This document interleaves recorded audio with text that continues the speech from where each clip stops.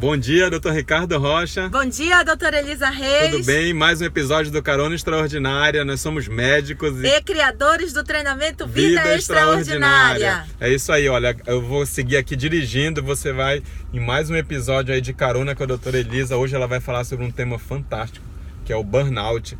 E, gente, o burnout, não sei se você sabe o que é, mas é algo que pode estar matando você ou alguém que você ama. Então fica de olho, aprenda muito nessa carona. Vai lá, meu amor, siga com eles. Olá, gente, olá, tudo bem? Bom dia! Hoje o tema da Carona Extraordinária é espetacular, porque assim, muita gente tem indícios dessa síndrome, graças a Deus não progride, mas tem muita gente que está passando por isso e não sabe nem o que é. Hoje nós vamos falar sobre burnout. Burnout é uma síndrome, ou seja, tem uma série de sintomas e sinais caracterizada pelo esgotamento físico e emocional devido ao estresse e o desgaste das relações no ambiente cotidiano e principalmente no ambiente de trabalho. E quando eu falo ambiente de trabalho, pode ser instituição pública, privada, filantrópica e pode ser dentro de casa, porque a gente não pode esquecer das donas de casa e das mães exclusivas, entendeu? Então, assim, o que acontece? A pessoa tem sintomas físicos. Quais são os sintomas físicos? São sintomas inespecíficos. Dores no corpo, dores de cabeça, cansaço, indisposição, insônia, tontura, sintomas gástricos, aquela sensação de gastrite, aquela inapetência, aquela modificação de apetite, seja para mais, seja para menos, e assim, aquela apatia total, sabe? Aquela falta de coragem de enfrentar o dia seguinte, ou então a pessoa acorda com falta de coragem de enfrentar o dia, gente. Eu digo que é aquela preguiça íntima de viver. Sabe quando a pessoa tá com preguiça de viver? Pois é, isso daí são sintomas físicos de burnout. E aí, quais são os sintomas emocionais? Aquela sensação de exaustão emocional, você não aguenta mais nada, você quer um buraco para se esconder, você começa a ter um isolamento social, você começa a ter uma verdadeira antipatia pelo outro, ou então uma verdadeira indiferença ao outro, indiferença ao sofrimento humano, indiferença aos problemas do dia a dia, aos conflitos do dia a dia. Aquela pessoa começa a ficar completamente alheia, impaciente e irritada ao sofrimento do outro, ao colega de trabalho, às relações laborais que a gente possa ter. Então você começa a desenvolver até mesmo um cinismo, uma total indiferença a tudo que te rodeia. E o que é pior, uma dificuldade na autorrealização. Sabe aquela coisa que você não sabe qual é o seu propósito, qual é a sua missão? Você vai trabalhar por trabalhar, você vai trabalhar no automático, no mecânico, e você começa a ter dificuldade de autorrealização. Porque eu anotei um monte de coisa, gente, é tanta coisa para falar, eu fico doidinha, aí eu fico acelerada. E assim, você começa a toda a sua autoestima está relacionada à autorrealização, ao sucesso, ao trabalho. Então assim, você começa a entrar num quadro que você começa a ficar ligado nas 24 horas do dia à tua atividade de trabalho. Então não tem dia, não tem noite, o tempo todo é trabalho, você chega em casa, ainda vai trabalhar, à noite a sua cama está lotada de computador, de livro, de papel, porque você está ligado o tempo todo, não consegue dormir. Quando eu digo não consegue dormir, você começa a pular de fase, porque você começa a negligenciar as suas necessidades pessoais. A pessoa começa a ficar sem tempo para comer, a pessoa começa a ficar sem tempo para dormir, para ter lazer, para fazer uma atividade física. Gente, acreditem, tem gente que chega no consultório e me diz que não bebe água porque não tem tempo de fazer xixi. Que vida é essa? Que escravidão? Pra que isso? Entendeu? Então você começa a entrar nessa outra fase de negligenciar suas necessidades pessoais, e também você começa a ter uma reinterpretação dos valores. Então tudo aquilo que é importante começa a perder a importância. Casa, família, o lado espiritual, o outro, o lazer, o descanso, a contemplação. Você começa a ficar sem ter tempo para você. Sabe aquela angústia, aquela sensação de sofrimento que a gente passou o dia todo ocupado e não produziu nada? Ou então passou o dia todo ocupado fazendo as coisas para o outro e não fez nada para si mesmo? E aí a tua intuição, o teu espírito, o teu emocional começa a te cobrar e você começa a sofrer, porque você está tendo uma vida de escravidão. E toda essa perturbação mental e emocional, ela começa a se refletir no teu corpo. Você começa a ter picos de pressão, você começa a ter falta de ar, você começa a suar frio, você começa a disparar o coração no meio da noite. E aí você acaba que não se percebe. Quando você vai acordar, você está no fundo do poço, achando que tudo aconteceu de repente.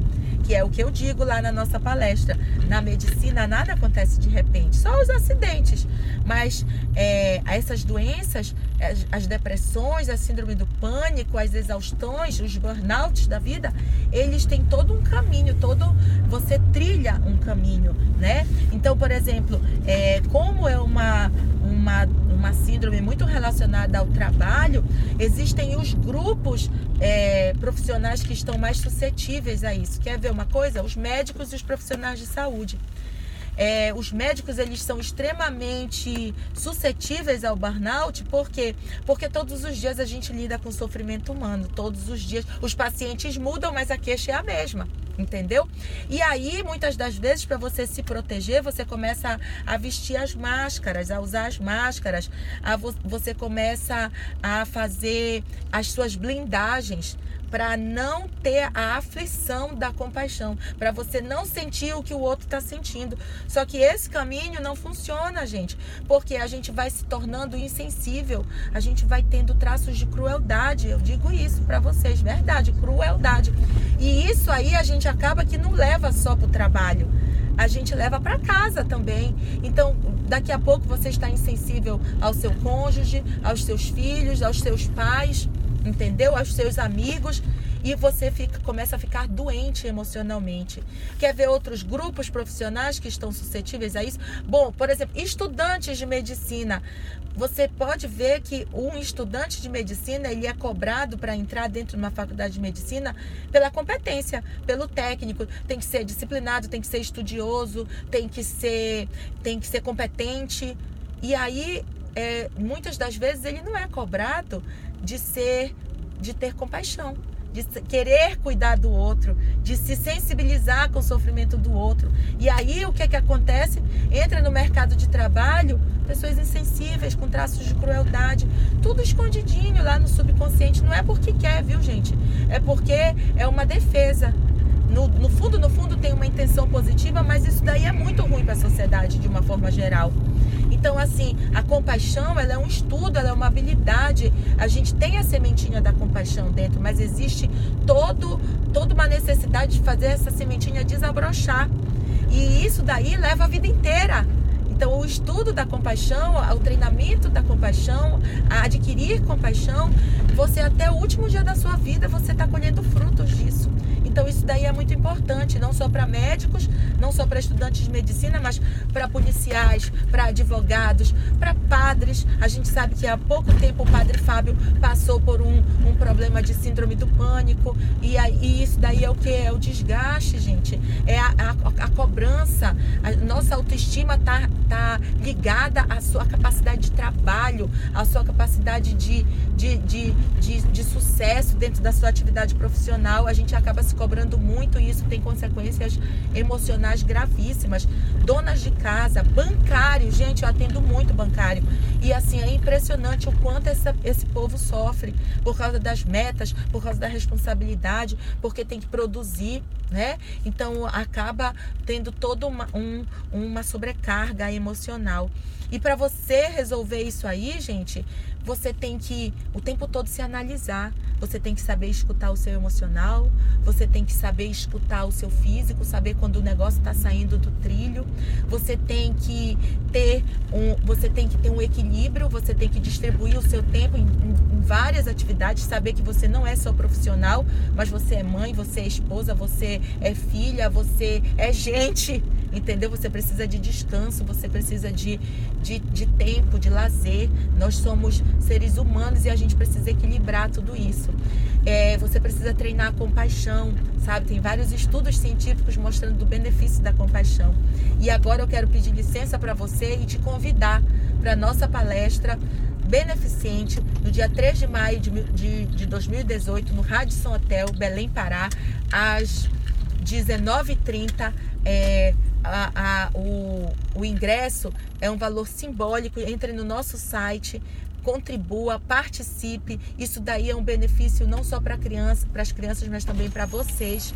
Então, assim, compartilhe com a gente, compareça. Quem quiser participar do nosso treinamento Vida Extraordinária, vai lá no nosso site. Tem muitas informações sobre o treinamento. Vai ser um prazer ficar com você. São 12 horas de treinamento para você despertar o que há de melhor em você. Vai ser muito legal. Um grande beijo e tchau, tchau. Despede aí, Ricardo. Um beijo. Valeu, turma. Obrigado por estar aqui com a gente até agora. Muito bom ter a presença de vocês. E olha, convite feito, convite reforçado.